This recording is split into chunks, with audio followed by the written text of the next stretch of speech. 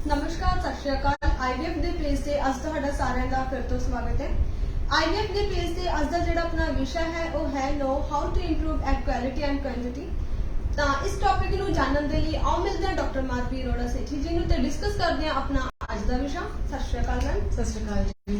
Ma'am ਜਿਸ ਤਰ੍ਹਾਂ ਜਿਹੜਾ ਆਪਣਾ ਵਿਸ਼ਾ ਹੀ ਹੈ एग क्वालिटी एंड क्वांटिटी ਦੇ ਰਿਗਾਰਡਿੰਗ ਤਾਂ ਅਸੀਂ ਪੁੱਛਣਾ ਚਾਹਾਂਗੇ ਕਿ ਇਹ किस कारण करके लो हो सकती है।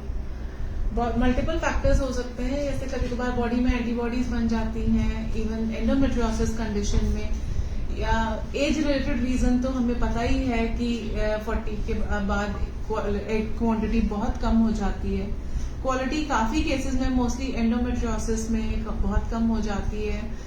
बॉडी में एंटीबॉडीज फॉर्म होने की वजह से भी प्रीमेच्योर ओवेरियन फेलियर आ जाता है। तो मल्टीपल रीजंस हो सकते हैं। ਜਿਵੇਂ ਕਿ ਆਪਾਂ ਨੂੰ ਪਤਾ ਹੀ ਲੱਗ ਚੁੱਕਿਆ ਹੈ ਕਿ ਮਲਟੀਪਲ ਰੀਜ਼ਨ ਹੋ ਸਕਦੇ ਨੇ ਐਗ ਕੁਆਲਿਟੀ ਐਂਡ ਕੁਆਂਟੀਟੀ ਦੇ ਲੋ ਹੋਣ ਦੇ। ਤਾਂ ਇਸ ਦੇ ਨਾਲ ਹੀ ਮੈਮ ਅਸੀਂ ਪੁੱਛਣਾ ਚਾਹਾਂਗੇ ਕਿ ਇਹ ਕਾਮਨ ਰੀਜ਼ਨ ਹੈ IVF ਕਰਨ ਦਾ। वेरी कॉमन रीजन इनफैक्ट अगर पेशेंट की एग क्वालिटी और क्वांटिटी बहुत ही पुअर है तो हमें पता कैसे चलेगा कि पेशेंट का ये प्रॉब्लम है। पेशेंट एक इनफर्टिलिटी की ही हिस्ट्री लेके आता है, सालों से ट्राई कर रहा है, प्रेगनेंसी नहीं हो रही है। जब हम हार्मोनल बेसिक वर्कअप कराते हैं, AMH करते हैं, अल्ट्रासाउंड में एंट्री फॉलिकल काउंट चेक करते हैं, उसी से पता चलता है हमें क्वांटिटी का। तो क्वालिटी का जब तक हम एग्स निकाल के माइक्रोस्कोप के अंदर ना देख लें तो तब तक हमें क्वालिटी का उतना नहीं पता चलता है, अगर क्वांटिटी भी अफेक्टेड ना हो तो। अगर क्वालिटी अफेक्टेड है और पेशेंट काफी सालों से ट्राई कर रहा है, IUI भी फेलियर्स हो चुके हैं, तब उसको जब वो IVF की तरफ जाता है तभी उसको पता चलता है कि हाँ क्वालिटी में प्रॉब्लम है। हम क्वालिटी को लेके बहुत ज्यादा चेंजेस नहीं कर सकते हैं, बट क्वांटिटी को लेके कुछ हद तक थोड़ा बहुत वी कैन वर्क ऑन। ਤਾਂ ਜਿਵੇਂ ਕਿ ਦੇਖ ਹੀ ਸਕਦੇ ਹੋ ਕਿ ਇਹ ਇੱਕ ਕਾਮਨ ਰੀਜ਼ਨ ਹੈ IVF ਕਰਨ ਦਾ। ਤਾਂ ਮੈਮ ਅਸੀਂ ਇਹ ਵੀ ਪੁੱਛਣਾ ਚਾਹਾਂਗੇ ਕਿ ਇਸ ਨੂੰ ਕਿਵੇਂ ਬੈਟਰ ਕਰ ਸਕਦੇ ਹਾਂ। क्वांटिटी बेटर करने के लिए कुछ मेडिकेशंस आती हैं, टेस्टोस्टेरोन जेल आती है, ओरल मेडिकेशन जैसे कि हम DHEA वगैरह दे सकते हैं पेशेंट को, टेस्टोस्टेरोन जेल्स दे सकते हैं। रिसेंटली जो एक नई ट्रीटमेंट मोडालिटी है वो है ओवेरियन PRP। ओवरी के अंदर अगर हम प्लेटलेट रिच प्लाज्मा इंजेक्ट करते हैं और उसके बाद 1-2 महीना वेट करके पेशेंट का AMH चेक करते हैं तो वो एक्चुअली आपके AMH लेवल्स बेटर कर देता है।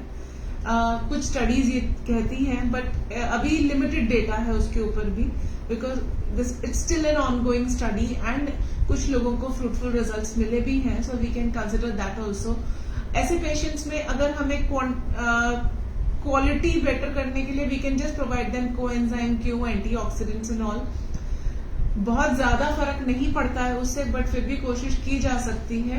And we can also consider another treatment option की जैसे एम्ब्रियो पूलिंग कर सकते हैं ऐसे पेशेंट्स में। अगर पेशेंट वांट्स अपने ही एग से प्रेगनेंसी तो हम एम्ब्रियो पूलिंग कर सकते हैं। What do you mean by embryo pooling is एक साइकिल हमने पेशेंट के एग्स बनाए, जितने लिमिटेड नंबर ऑफ एग्स 2-3 जितने भी मिले उनको लेके इक्सी करके एम्ब्रियोज बना के फ्रीज कर लिए। Next cycle again we stimulate her, फिर से उसके एग्स बनाते हैं, फिर से वो एम्ब्रियोज और बनाते हैं। जब एक अच्छा पूल ऑफ एम्ब्रियोज इकट्ठा हो जाता है, 2 to 3 good quality embryos, so that we can transfer those and give justice to the patient कि हाँ आपके एग्स अच्छे हैं। So we can consider that also as an option.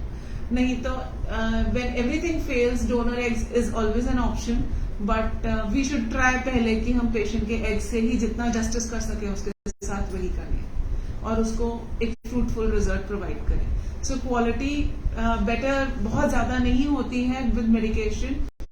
Quantity हाँ we can go for all kind of medications and साथ साथ we can consider ovarian PRP also.